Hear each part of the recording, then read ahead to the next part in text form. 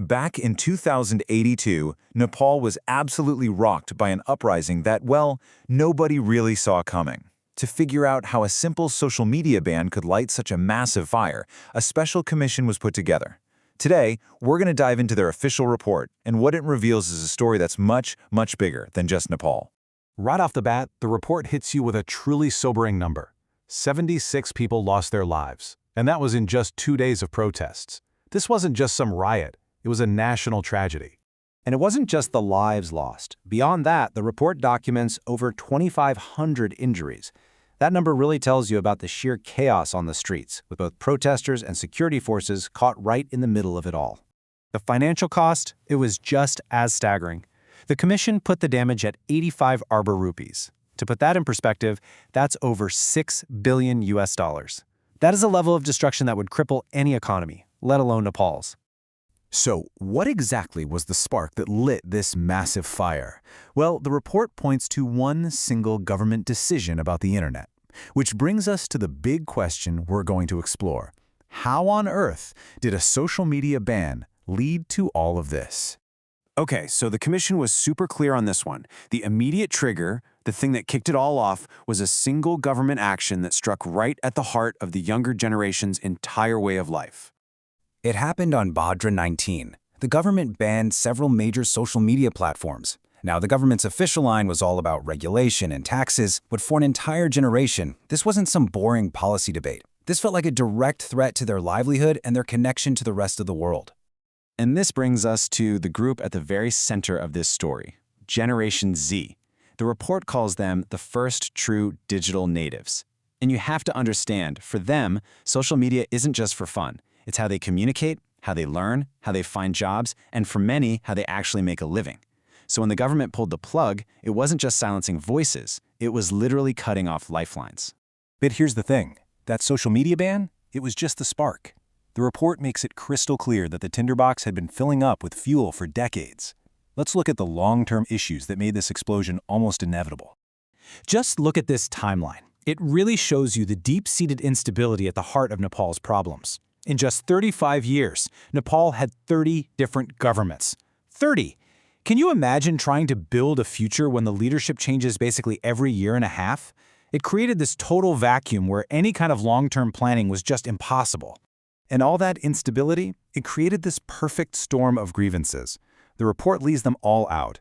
Corruption everywhere you look, an economy going nowhere, young people having to leave the country just to find work, political meddling in everything, a massive gap between the rich and poor, and maybe the most frustrating thing of all, seeing the exact same political leaders in charge, decade after decade.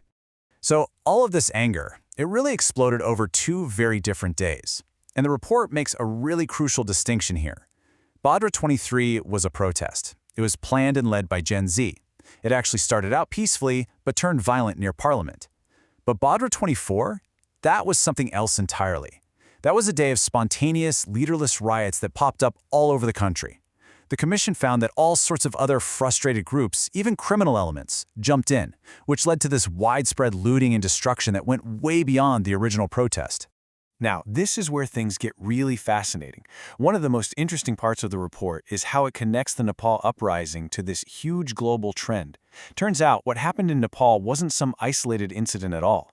The commission actually identifies a really clear pattern of youth-led, digitally organized uprisings all across the developing world. I mean, look at this list. They point to movements in Sri Lanka, the student-led ousting of a government in Bangladesh, and huge protests in Kenya, Indonesia, and Morocco. Nepal, the report argues, wasn't an anomaly. It was part of a global youthquake. You see the common thread here, right? In every single one of these cases, you have the same pattern. A digitally native generation, totally aware of global standards, using the internet to demand change. The specific problems might have been local, but the methods and that spirit, undeniably global. So the commission really boils it all down to this one direct quote from their report. They say that no matter where you look, the root causes are always the same: a toxic political culture, an ineffective government, and widespread corruption. So you might be wondering, how exactly did the commission figure all of this out? Well, their investigation was just a massive undertaking. So here's how they did it. The commission was officially formed on Ashur's 5th. From there, their teams went right to the source, conducting on-the-ground visits to 13 of the most affected districts. They gathered an incredible amount of evidence, everything from CCTV and cell phone footage to official statements from politicians and police, plus interviews with victims' families. All of this was carefully analyzed to piece together what happened, figure out who is responsible, and most importantly, to come up with a plan for reform to stop this from ever happening again. And that really brings us to the final big question that just hangs in the air, right? The report is packed with recommendations for political reform, for good governance, for fighting corruption. It's a detailed roadmap. But after decades of instability, after seeing promises broken time and time again, the real issue here is trust. So we're left to wonder, can a new set of rules ever really be enough to fix a fundamentally broken trust between a people and their government?